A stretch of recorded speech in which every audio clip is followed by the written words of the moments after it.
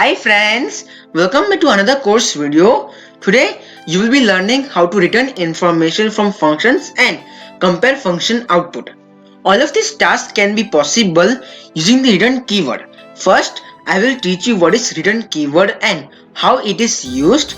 In addition, please listen carefully because if you don't understand the return keyword properly, then you might misunderstand it or you might get confused.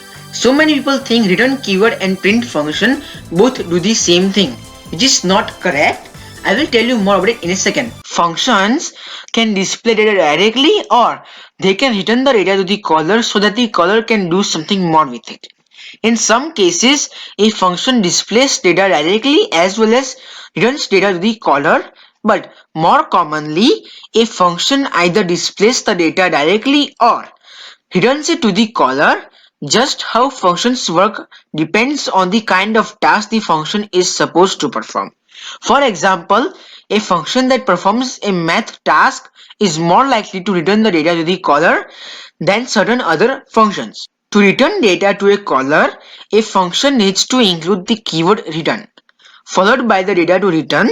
You have no limit on what you can return to a caller.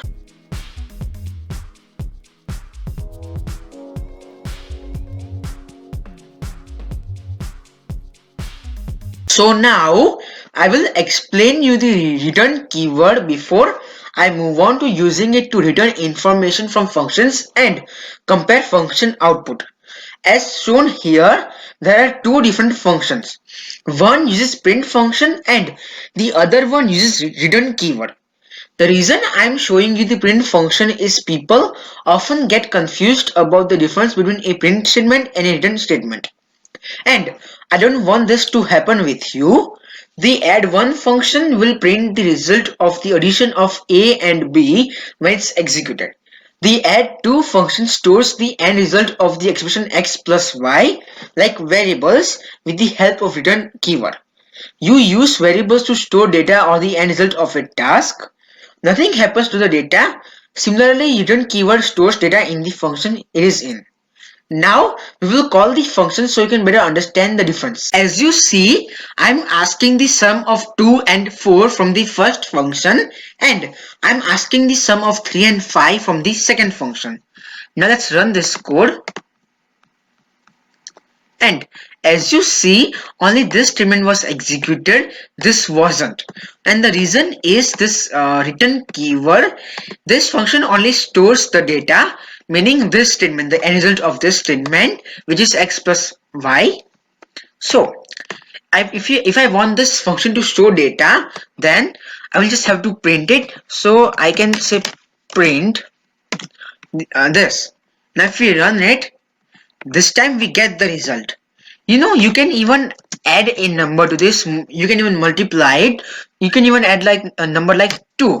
We should get 10 and we definitely get it. But if we do it with this function and if I say plus 2 here, I should get 8, but instead we get an error. And also one more thing, if you try to do anything after this return keyword, meaning if you try to print like a random statement, this is just an example, this is not printed, anything you want, and if I run it, let me just fix this. Okay, now I will run it again,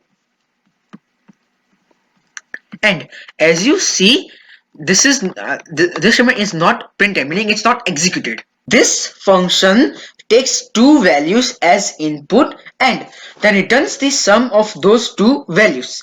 Yes, you would probably perform this task without using a function, but this is how many functions start. To test this function, type this statement and then run the code. And as you see, we get the desired results. In conclusion, the function is giving you the end result of all tasks inside it. So you can use that result / data to do something. You use functions with return values in a number of ways. For instance, the two examples that I just showed you, you use functions to perform all sorts of tasks. One of the ways to use functions is for comparison purposes. You can actually create expressions from them that define a logical output. To see how this might work, use the same add function, then type this following statement and run the code.